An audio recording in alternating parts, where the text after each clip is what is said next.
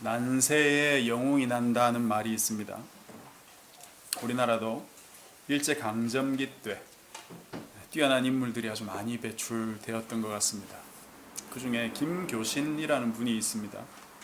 이분을 잘 모르시는 분들 많겠지만 베를린 올림픽 그 마라톤 경기에서 우승했던 손기정 선수의 은사님이다 하면 여러분들에게 조금 더 다가올 것 같습니다. 김교신 선생님이 양정 고등보통학교에 교사로 재직할 때 손기정을 만났는데, 이 손기정은 김교신 선생님을 회상하기를 이렇게 말했습니다.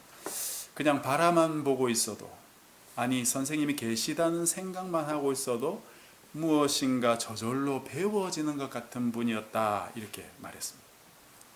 손기정 선수가 마라톤 대회를 앞두고 있을 때 김교신 선생님은 비공식 트레이너로 자동차를 타고 손기정 선수 앞을 달리면서 그 훈련을 도왔다고 합니다. 김교신 선생님이 일본에서 유학을 할 때 우치무라 간조라는 선생님 밑에서 기독교 사상에 대해서 배웠고, 그것을 심취하게 되고, 그 다음에 한국에 돌아와서는 참 한결같은 그런 신앙인으로 살았다고 합니다. 그리고 자신이 알게 된 그 진리를 조국에 전하고자 성서조선이라는 잡지를 발행했습니다. 1927년부터 43년까지 총 158호를 발간했는데, 이 158호가 일제 검열에 걸리면서 당시 발행이었던 김교신과 함석헌, 송두용, 유달령 이런 지필인 13명이 서대문 형무소에서 옥고를 치르게 되었답니다.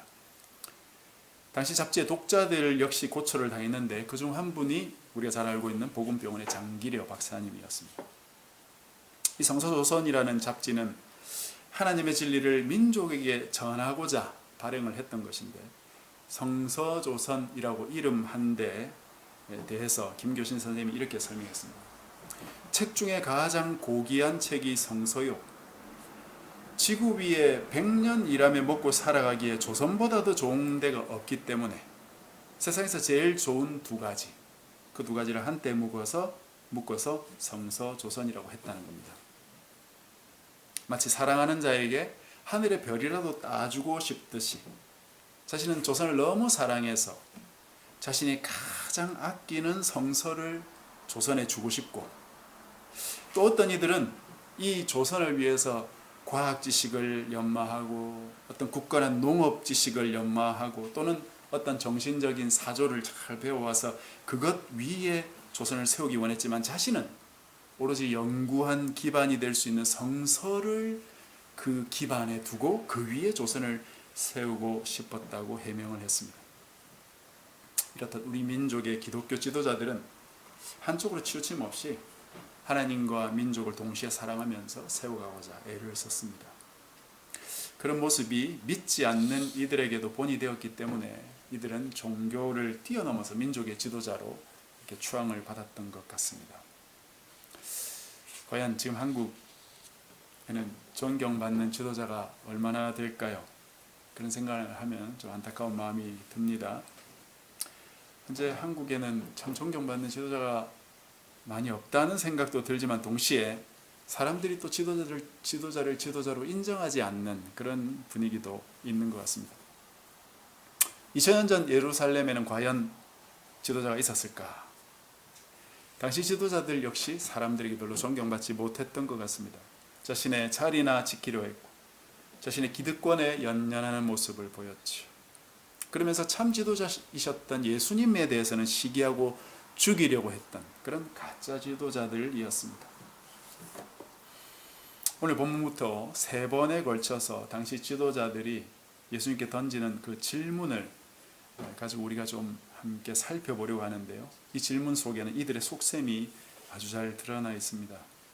이들의 질문과 그 의도를 살펴보고 이들의 예리한 질문에 아주 지혜롭게 대응하시는 우리 참 지도자 예수님의 모습을 살펴보도록 하겠습니다. 지난주까지 주님은 3번의 비유를 통해서 예수님의 권위를 설명하셨고, 예수님의 권위에 대적하는 자들에게 임할 심판으로 경고하셨습니다. 지난주 3번째 비유에서 처음 초청되었던 그 사람들은 하나도 결혼식에 들어오지 못했고 그 대신 내거리에 들어가서 누구든지 다 초청되어서 결혼잔치에 들어왔다는 사실을 볼 수 있었습니다. 이런 비유를 듣고 당시 지도자들은 자기들을 향한 비판인 줄 눈치챘지요. 그래서 기분이 굉장히 나빴습니다. 그래서 예수님을 잡아가려고 했던 것이죠. 15절입니다. 한번 보십시오. 이에 바리새인들이 가서 어떻게 하면 예수를 말의 올무에 걸리게 할까 상의하고, 예수님께서 말씀을 잘하시니까 자기들도 말로 예수님을 한번 넘어뜨려 보겠다라는 야심찬 계획을 세웠던 것 같습니다. 당시 이스라엘이 로마의 속국이었는데 동시에 또 이스라엘은 굉장히 종교적인 나라지 않습니까? 그러니까 종교적으로든 정치적으로든 말 한마디만 잘못하면 얼마든지 소송을 걸고 잡아서 갈 수 있는 거죠. 그래서 바리새인들이 자기 제자들을 시켜서 보냈습니다. 16절에 자기 제자들을 헤롯 당원들과 함께 예수께 보내 말하되 선생님이여 우리가 아노니 당신은 참되시고 진리로 하나님의 도를 가르치시며 아무도 거리끼는 일이 없으시니 이는 사람을 외모로 보지 아니하심이니이다. 그래서 중요한 점은 바리새인의 제자들이 헤롯 당원들과 함께 왔다는 사실입니다. 이게 왜 중요하냐? 평소 이들은 서로를 혐오하던 무리였어요. 바리새인들은 아주 지독한 민족주의자들이죠. 자기 민족 중심주의자들. 이들은 로마 통치에 반대하는 자들이죠. 지금은 로마의 속국으로 살고 있지만 하나님이 언젠가 우리 메시아를 보내주실 것이고 그러면 이 유대 나라가 전 세계의 최고의 나라가 될 것이다. 로마를 뒤엎고 그렇게 믿고 있는 자들이 바로 이 민족주의자들이었어요. 반면 헤롯 당들은 말 그대로 헤롯을 따르는 사람들입니다.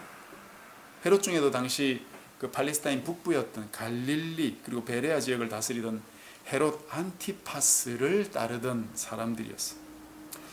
그럼 헤롯 안티파스가 누굽니까? 여러분 말씀드렸지만 잘 기억이 안 나죠? 로마로부터 팔레스타인 전 지역을 다스리는 그런 임명을 받았던 헤롯 대왕의 아들이에요. 그러니 헤롯이 죽고 나서 이 아들들이 자기 아버지 다스리는 땅을 나눠가지고 분봉왕으로 이렇게 나누어서 다스리고 있었거든요. 그러니까 헤롯 안티파스는 자기가 맡은 지역을 안정적으로 잘 이끌어가지고 로마에 잘 보여야 했던 인물이죠. 이런 안티파스를 지지하던 인물이라면 당연히 헤롯 왕조도 지지하고 나아가서 로마 제국의 지배도 인정하던 사람이었던 것이죠. 그러니 평소에 이 두 무리들은 사이가 좋을 수 없었고 서로를 혐오하던 무리였는데 지금 예수님을 시험하기 위해서 둘이서 손잡고 온 것이에요. 무슨 뜻입니까? 적어도 이 두 무리가 서로에게 느꼈던 그 혐오, 미움보다 훨씬 더 큰 위협을 예수님께로부터 느낀 거죠. 그러니 평소에는 적이더라도 이때는 같이 손을 잡고 우리가 대응하자 이렇게 되는 거죠. 와서는 온갖 미사 요구를 다 늘어놓습니다. 당신은 참되시고 진리로 하나님 도를 가르치시고 사람 외모로 대하지 않습니다. 뭐 세리나 창기도 당신은 다 받아주시지 않습니까? 이 말이죠. 속으로는 예수님을 잡아 죽일 생각을 가지고 오면서도 겉으로는 웃으면서 온갖 아양을 다 떨고 있는 모습.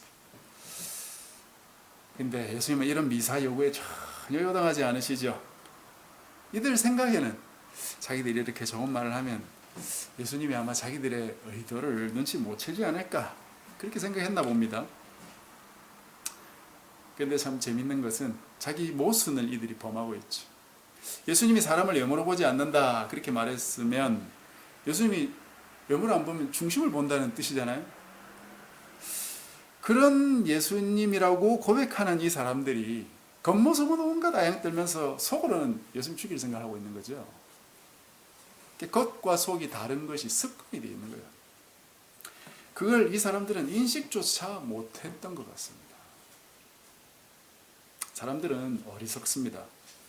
자기가 속마음을 숨기면 하나님도 모를 거라고 생각해요. 하나님도 속을 거라고 생각합니다.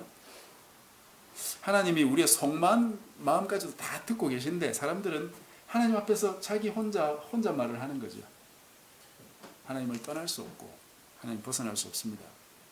내 말과 행동과 계획 내 의도, 생각까지 하나님은 다 알고 계시고 다 듣고 계시죠. 그래서 하나님께 기도할 때 하나님이 다 알고 계신다는 걸 전제하고 기도하라고 여러 번 말씀드렸어요. 기도는 하나님이 모르시니까 내가 하나님을 가르쳐 드려야 되는 시간이 아니죠. 하나님 이미 다 알고 계시니까 이거 해달라 저거 해달라 그런 기도 사실 별로 그렇게 필요 없습니다. 그냥 내가 하나님 앞에서 잘 살 수 있도록 나 자신을 쳐서 복종시키는 기도, 그것이 가장 중요한 기도, 가장 실효성이 있는 기도. 하나님 제가 어리석었습니다. 하나님 또 안 계신 줄 알고 제 멋대로 판단하고 행동했습니다. 용서해 주십시오. 이런 어리석음에 빠지지 않게 해주십시오. 죄악의 유혹에 빠지지 않고 이길 수 있게 도와주십시오. 그런 기도들이 필요한 기도예요. 이런 비뚤어진 자세와 의도를 가지고 다가온 이들이 던지는 그 질문은 오늘부터 해서 3번 정도 이어지는데 오늘 첫 번째 질문 17절을 보십시오. 그러면 당신 생각에는 어떠한지 우리에게 이르소서. 가이사에게 세금을 바치는 것이 옳으니까 옳지 아니하니까. 참 많이 들었던 본문일 겁니다.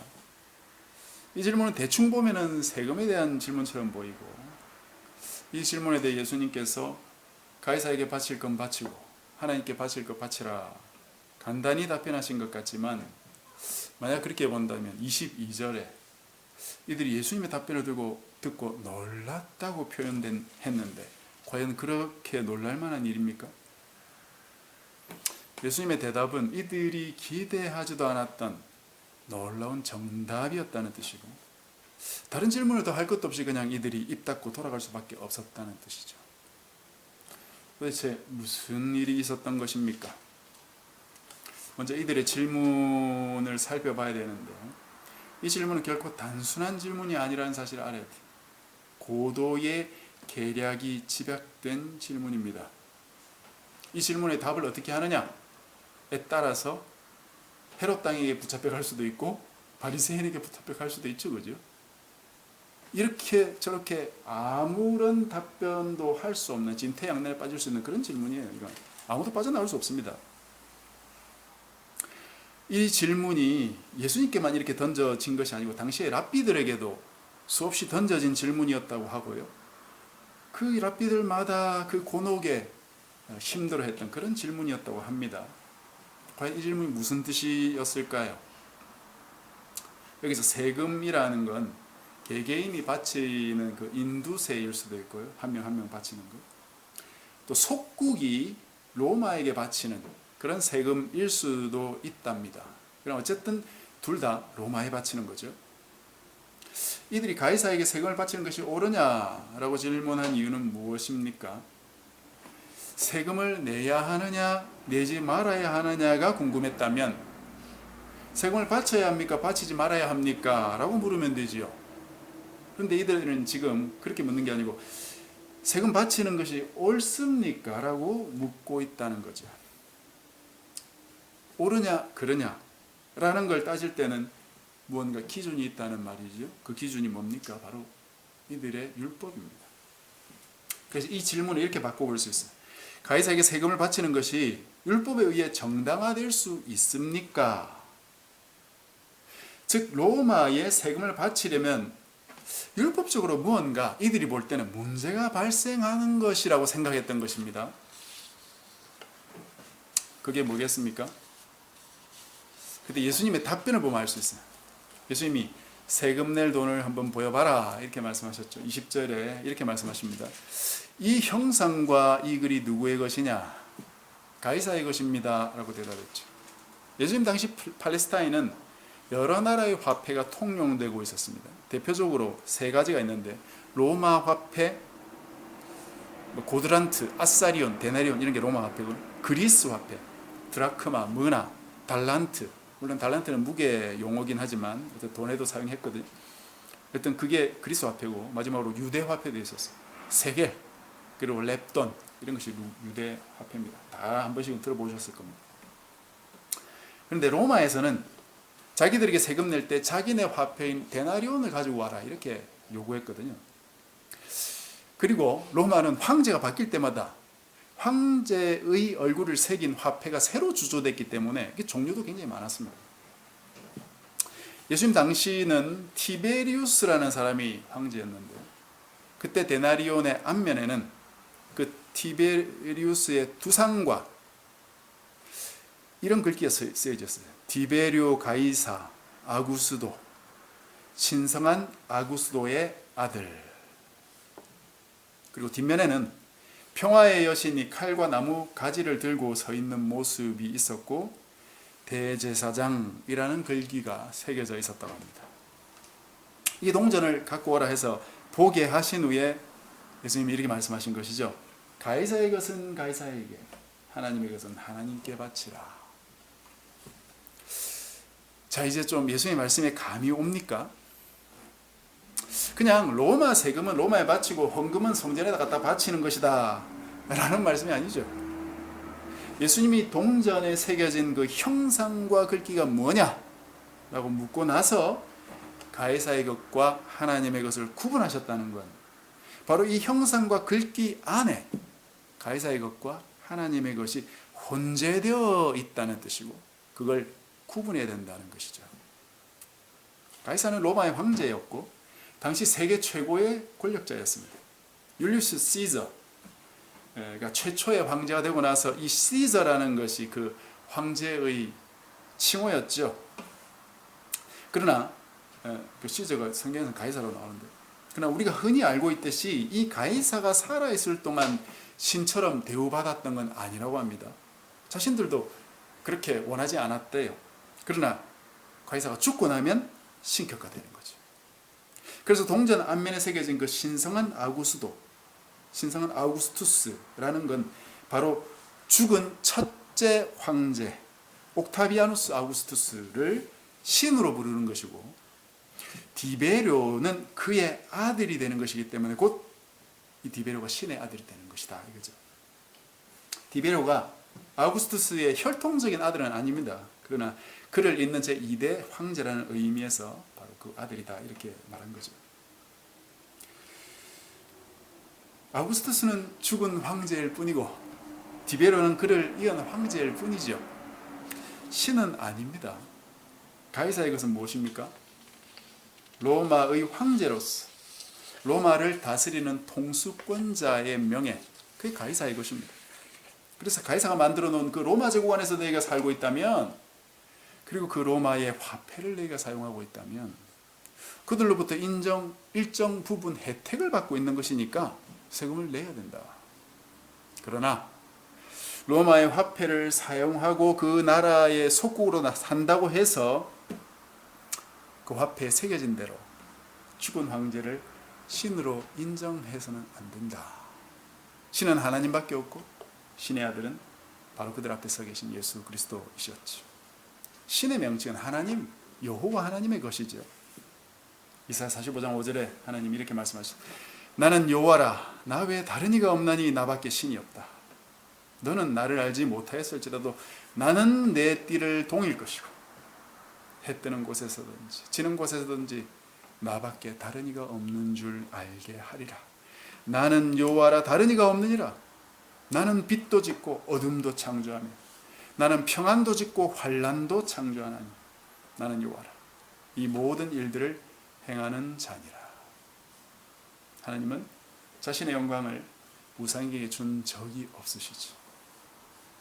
인간이 자신을 신이라고 칭한다면 그건 하나님의 이름을 참칭하는 것이고 하나님의 명예를 찬탈하는 것이고, 그것은 하나님의 명예에 대한 심각한 도전입니다. 감히 인간이 하나님께 도전을 한다는 것이죠. 있을 수 없는 일이에요. 그런 일을 로마 황제들이 하고 있었던 것이에요. 자기가 스스로 하기는 그러니까 죽은 황제에게 그걸 밀어 올리는 거죠. 역사적인 대제국 로마, 어쩌면 사람들이 다 우러러보는 그런 나라이겠지만 그 로마를 우러러볼 것이 아니라 그 로마의 이면에 있는 인간의 어리석은 탐욕, 신이 되고자 했던 그 황제들의 어리석음을 우리는 보아야 되겠습니다. 예수님의 답변을 한마디로 하면 이렇습니다. 세금 내라.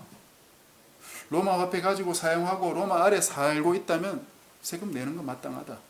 가이사가 원한다면 그거 줘라. 아무런 문제 없다. 그러나 너희가 그 동전을 사용하더라도 로마 황제가 신이라는 건 거부해야 된다. 그건 가이사의 것이 아니야. 그건 하나님의 것이다.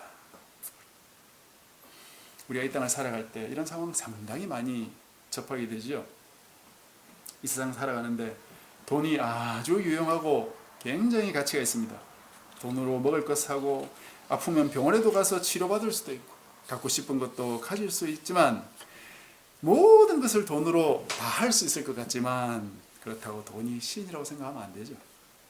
우리가 갖고 싶은 모든 것 다 하나님이 주신 걸로 인간들이 가공하는 것입니다. 그걸 인간들이 만든 화폐를 가지고 매개해서 물물교환하는 것이죠. 사실은 다 하나님의 것이고 하나님이 주신 것인데 인간들이 질서 있게 살려다 보니까 이제 돈이 등장하게 된 거죠. 돈은 매개물이고 매개적인 가치밖에 가지고 있지 않습니다. 그 무역을 해보면 금방 그게 드러납니다. 항상 돈이 상대적 가치를 가지고 있거든요. 환율도 계속 바뀝니다. 인플레이션이 아주 심화되면 돈은 휴지 조각이 되어버립니다. 사과 한 알에 1,000원이면 살 수 있었던 것, 그것이 극심한 인플레이션이 오면 사과 한 알 100만 원 줘도 못 사요. 돈은 아무런 힘이 없습니다. 하나님이 주신 실물이 사실은 더 힘이 있고 중요한 것이죠. 그럼에도 불구하고 사람들은 돈이 자기를 지켜줄 것처럼 착각합니다. 돈은 신이 아닙니다. 우리나라 같이 안정된 나라에 사니까 돈이 신처럼 보이는 것이죠. 한번 하이퍼 인플레이션이 한번 와보십시오. 돈 다 버립니다. 물론 실물도 신이 아닌 건 마찬가지입니다. 모두가 하나님이 주신 것이고 하나님만 참 신이시니까 그분께 돌아갈 합당한 영광을 다른 것에 돌리는 어리석음을 범하지 말아야 되겠어요. 동시에 이 땅에 우리가 살아갈 때 필요한 어떤 물건이든 무엇이든 정신적인 문화든 모든 것이 하나님의 것이니까 마음껏 사용할 수 있다는 걸 기억하셔야 됩니다. 제가 고등부 때 잘 나가던 그 선교단체 하나 있었는데요. 그 단체가 한 일은 뭐냐? 문화적인 피하 식별이었어요. 우리 쪽 문화냐 사탄 쪽 문화냐 이거죠. 어떤 문화는 기독교인들이 즐겨도 되고 저것은 사탄 거니까 하면 안 된다. 뉴에이지 음악은 들으면 안 되고 서태지 음악도 테이프 거꾸로 돌리면 이상한 소리 나오니까 그 사탄 음성 녹음한 거니까 그 들으면 안 된다 그랬어요. 근데 이런 게 우리 때만이 아니고 그 이전부터 있어 왔죠. 예배 드릴 때 여러분 뭐 피아노만 써야 되고 드럼 치면 안 된다. 기타가 웬 말이냐. 기타는 사탄의 도구다. 그런 이야기 있었습니다. 재밌는 건 그 전에 피아노도 안 되고 오르간만 되던 시절이 있었어요. 그리고 그 전에는 또 오르간도 안 되던 시절이 있었던 것입니다. 우리 교회 같이 뭐 개척교회 말고 요즘 서양식 악기 안 들어온 교회가 어디 있습니까? 이런 식으로 악기가 하나씩 교회 들어올 때마다 석연찮은 불안을 느끼는 분들이 분명히 있을 거예요. 저거 괜찮나?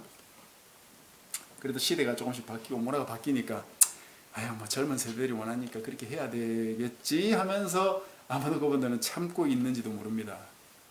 예수님은 가이사의 것은 가이사에게 주라고 하셨어요. 세금 내고 로마 화폐 사용해도 아무런 문제 없다. 예수님 당시에도 에세네파 같은 그 금욕적인 사람들은 이 데나리온의 가이사의 형상이 있었기 때문에 그 동전을 만지는 것조차도 죄악시했었거든요. 물론 한편으로는 그런 마음은 귀하다고 볼 수 있기 때문에 그 행위를 비난해서는 안 되겠지만 핵심을 바로 알아야 돼요. 핵심을. 주님은 로마 주화를 사용하고 세금도 내라 그렇게 하신 겁니다. 그렇지 않으려면 혁명을 일으켜서 로마를 뒤집어야 되는 거죠. 다른 방법이 없어요. 당시 유대인들이 그런 메시아상을 가지고 있었죠. 로마를 뒤집어야 되는구나. 그것이 우리에게 던져주는 시사점이 있습니다. 자기들이 생각하기로 우리 메시아가 오시면 로마를 뒤집어서 우리 유대 나라가 최고의 나라가 되도록 하겠다. 그런 생각을 갖고 있었던 거죠. 유대인들의 신앙이라는 것이 얼마나 이 물질에 매여 있는 것인가. 물론 그들 역시 보이지 않는 하나님을 믿고 있었지만 하나님의 나라가 그들의 물질 세계 위에 임할 거라고 그들이 믿고 있었어요. 그러니까 주님께서 계속해서 내 나라는 이 땅에 속한 것이 아니다. 여러 번 말씀하셨잖아요. 그래도 사실 별로 차도가 없었습니다. 우리도 마찬가지예요. 이 땅에 살면서 주님 주신 모든 거 누릴 수 있습니다. 그러나 그것들이 하나님이라고 생각하면 안 되겠죠. 그것들에 매여서 그것 없이는 못 살 것이라고 생각하면 안 된다 이 말이에요. 다 하나님이 주신 것이니까 하나님이 주셨고 지금도 주고 계시고 앞으로도 계속 주실 것이니까 하나님께 필요한 거 있으면 요청하면 됩니다. 하나님이 주시면 받아 쓰면 되고 안 주면 아이고 그거 뭐 없이 살아도 되는가 보다 그렇게 생각하시면 되죠.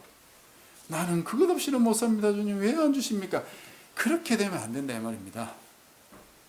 하나님만 바로 알고 섬기면 이 세상에 무엇이든 거칠 것 없이 우리가 다 사용하고 누리고 또 그렇게 살아갈 수 있습니다. 말씀 맺겠습니다. 이 땅에 살면서 권리도 누린다면 또 의무도 지켜야 되는 것입니다. 세금 잘 내십시오. 그러나 모든 것이 하나님 주신 줄을 알고 오직 하나님만 섬기십시오. 모든 걸 하나님께 청구하고 하나님께 받아 쓰고 하나님께 감사하고 하나님을 섬기면 됩니다.